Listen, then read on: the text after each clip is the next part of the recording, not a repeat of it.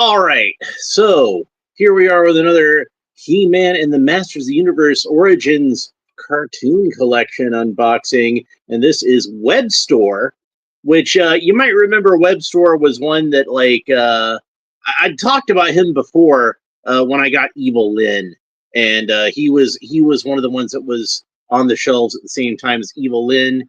And I kind of was on the fence as to whether or not I even wanted to get Webstor, honestly, because not because it's a bad figure. It looks like a pretty cool figure to me, but I kind of felt like I already had that figure when I had the standard Origins Webstor figure. You can see at a glance they don't look that different, but when I saw that this one was marked down to only $10, I figured, well, what the hell? We'll go ahead and give it a shot, and we can talk a little bit about the few and far between differences of these figures, but there are some that I think are interesting just at first glance, and a few other things that are interesting to say about this figure.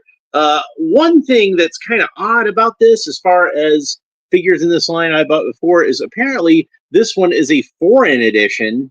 You can see the flash up here has, in several different languages, tiny little print. It says includes comic in 1,000 languages. It doesn't have any kind of character bio or description. It doesn't say what episode that this figure is from. It doesn't say to twist and turn into powerful battle positions. It doesn't say what this cat is. And since I don't remember this particular episode, I'm sure I've seen it, but it's probably been a long time since I've seen this episode. I don't remember too much about it. So, sorry I can't give you a little more background on, now I'm pretty sure the comic in here we've already read, because I'm pretty sure that's the one that the same one that came with Evil Lyn. But I'm kind of wondering if it's even going to be an English language comic or have any dialogue in it at all. Since, like I said, there's bare minimum of any kind of text on the back of this, other than the legalese down here and the characters' names and the name of this subline, and includes comics in 1,000 languages. So, not a whole lot else to say about this package then. Treasure for Trigger says, howdy, Webstor is my favorite Masters of the Universe figure. Well, he's a good choice. I remember having the original Webstor when I was a kid, and I definitely got a kick out of him. In addition to He-Man, I'm a big fan of comic book superheroes, and one of my favorite superheroes when I was a kid was Spider-Man. So, he, kind of was almost like an evil version of Spider-Man before Venom was even a thing. But yeah, I liked him. He was nice and creepy, and you could climb up walls, and the hook backpack thing worked really well. And I don't have my original Webstor anymore, of course, and I don't even have a vintage Webstor at all, unfortunately. But I do have the original Origins version. And the main difference with this one and the vintage version, at least aesthetically, besides articulation and stuff like that, is that this one had a much brighter shade of blue. I mentioned it's not. It's still a dark shade of blue, but it's very vibrant. It's a very electric sort of blue. Yeah, he's a great figure. Webstor trumps Venom. Yeah, probably. I think he's creepier, at least. So yeah, yeah, I really liked the Origins version. I thought they did a good job with them. But yeah, the original vintage one, the blue was kind of a little more muted. It was like a dark blue, but not quite as vibrant as this one. Yeah, exactly. So I'm going to set him aside for a second. We'll compare him with the Filmation one once I get him open. So let's see. I'm trying not to mess up the comic too much. We'll have a look at the comic first. And there's no title on the comic. And here's the little insert that tells us how we can take the character apart. We've seen these before. And sure enough, this is a different version of the comic book, too. It has no dialogue. So it's like a G.I. Joe number 21, but for He-Man. And, it still has the same art, though. Very nice art. I really like the art in these. So, But we've read this one before. That's the one. Skeletor got turned into a butterfly. So yeah. All right. So we wouldn't read that comic anyway because I've already read that comic. So let's have a look at the new version of Webstor. So he does come with the cat from the cartoon there, and you can see it's like a dark green cat. Looks kind of like Battle Cat in terms of like the pose, like the original version of Battle Cat. Yeah, like most of the Treasures for Trigger says, oh man, I thought the cartoon collection had English comics. Most of the ones I have had English comics, and in fact, when I got Eva Lynn, she came with an English comic, but somehow my Walmart got in some foreign editions. I don't know why, uh, but they did get a lot of this particular wave because they did have them kind of marked down. So let's go ahead and get him out of the package, and he's pretty much the same color blue as. Oh, he's got rubber tabs. I almost forgot about that. I wish I could forget about the rubber tabs forever. Well, there's that glue I was looking for the other day. I really need to clean off my desk again.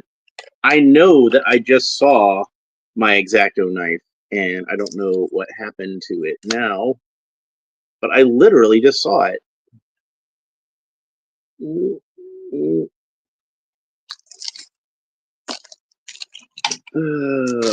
Where are you?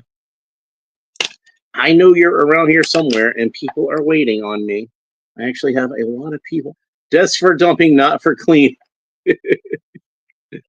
Yeah. All right. So you know what? I'm just gonna rip him out of here old school. There we go. Since I have no idea where my X-Acto knife. I don't know where it could have gone. It was right here on my desk. I saw it. Ah. All right.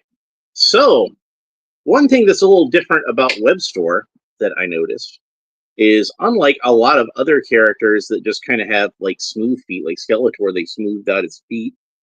He's still got the claw feet. So that's nice. And he does not come with a rifle. We can see that the original Webstor and the first Origins version, they both came with a rifle. And he's got like a smaller version of the backpack with a little knob on the back. So we'll figure all that out since it doesn't have proper instructions on the back, since I somehow got a foreign edition. But you can see as far as the colors go, the blue matches up pretty much the same. It's like slightly darker, I think, on the regular Origins version than it is on the Filmation version. I don't think this quite matches the blue of the Filmation version, which again, like the original figure, was a little more muted. But I think that that kind of makes sense as far as these figures go, since he has such a much more vibrant blue. I guess it makes sense the Filmation one has a much more vibrant blue. Another difference is that, like the Filmation cartoon, you can see he's got little pupils, little black dots in his eyes, and his tusks are not quite as prominent as the original one. This one looks almost more like a Thark from the old John Carter novels, whereas he's just got kind of a little bit of an underbite with some fangs. And they do both have the second set of smaller eyes at the top of the forehead. You can see that there, thus giving him a little bit more of that spidery sort of look. I figure the tusks were probably supposed to be kind of like, you know, a reference to a spider's mandibles. I mean, he's got a little turned up sort of like snout, almost like a pig. And Filmation Webstor had a little bit more of a prominent nose. It's still like a little button nose, but it's not like the you know, the original toy. I think they tried to kind of make him a little more safe for the kiddies, if you know what I mean. And then he's got the grappling hook, which of course what would Webstor be without his grappling hook? But you can see that the Filmation version has an orange grappling hook because it was shown to be an orange grappling hook on the Filmation cartoon, and it's a little more spiky and a little more dangerous looking than the original version. So maybe that was just to simplify the animation. I don't know. But it's got this little knob on the back. You can twist the knob and it winds up the grappling hook, and you can pull the grappling hook loose, and then it just kind of hangs there, and then you just kind of wind it up with the knob. I guess to make it more like the Filmation design, they felt the need to shrink down his backpack a little bit. So that's probably why they went with this knob instead of like the pull string action like the original one had. So it's not quite as cool as that one, but it still gets the job done, I gotta admit. And let's see, the original Webstor, of course, could hold on to his grappling hook. It was the same dimensions on the grappling hook as the handles of the original weapons, so you can still hold it like an accessory. So that's cool. You can see that Webstor's armor is a bit more prominent on the original figure, and on this one, it's more like straps that are just holding like a small breastplate on the front, almost kind of like He-Man's. Whereas the original Webstor armor kind of covers up a little bit more of his chest. He's still a little exposed at the sides and at the abdomen, but it looks more like a breastplate, and this one looks more like a harness. That's cool. The grappling hook is the same color as the blaster. Yeah, that works out nicely too, especially since, he doesn't actually come with a blaster rifle. I guess he never used it on the Filmation cartoon. I don't remember. But, there was kind of a concern with parents that He-Man was a violent show, and it actually wasn't that violent. And in fact, He-Man is probably actually one of the least violent superheroes a kid could watch. He was always trying to avoid a physical confrontation whenever possible. And when you're a guy like He-Man, you don't have anything to prove as far as that goes. He's already the most powerful man in the universe. He doesn't have to, be getting into fights to try to prove how tough he is. He knows how tough he is. He's He-Man. So He-Man was actually a pretty good role model as far as that kind of stuff goes. But that's why a lot of figures the year after Webstor, I think some of the ones in the same year that Webstor came out, started having shields as weapons, and like a shield would be their only weapon, like with, say with Stinkor or Extendar, and they tried to make the actual weapons, like you'd still have a few, like Spikor obviously had his spikes, and Rio Blast had all those guns that folded out of them, but there were a lot of, you can remember there were a lot of characters that just had shields around that time. So poor Stinkor, he got the short end of the stick. His superpower is he stinks, and his only weapon is a shield. Like, what's he supposed to do? But yeah, like it looks to me like this is more of a rubbery sort of thing. So yeah, it unstraps at the back, and you can take it off that way. And if it were like the original Webstor, that's how he would have been in the package, because they actually had the armor off of Webstor in the package. You had to put it on yourself, which was unusual for a Masters of the Universe figure at that time.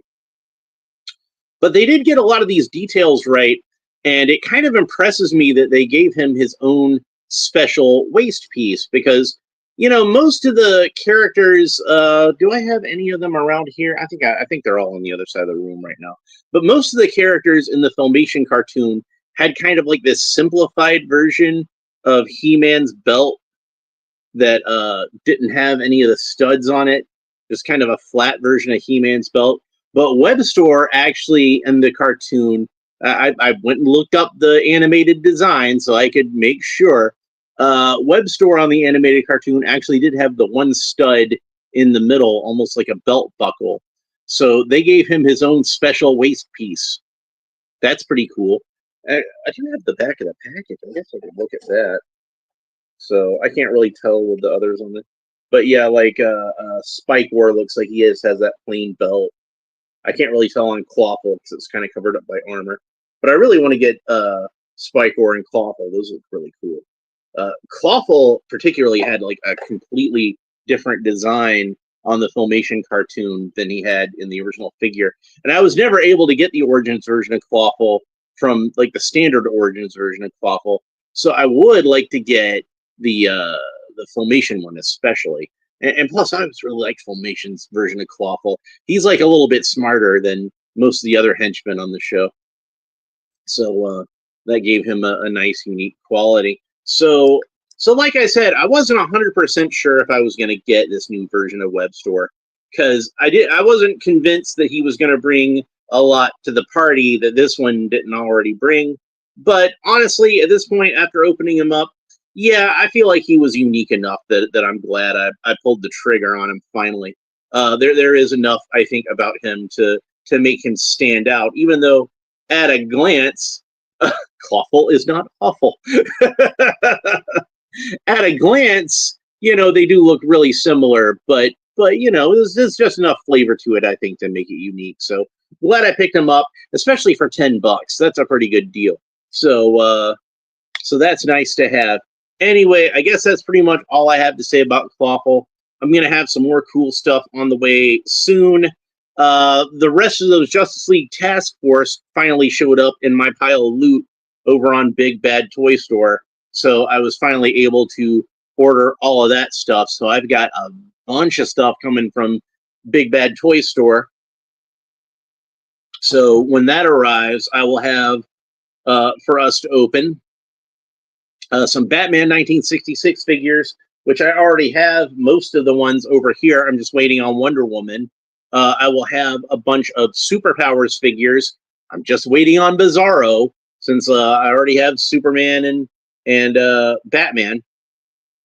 And I've got some other stuff too, like as far as Superpowers goes, because I got some vehicle stuff to open still that I haven't gotten around to yet.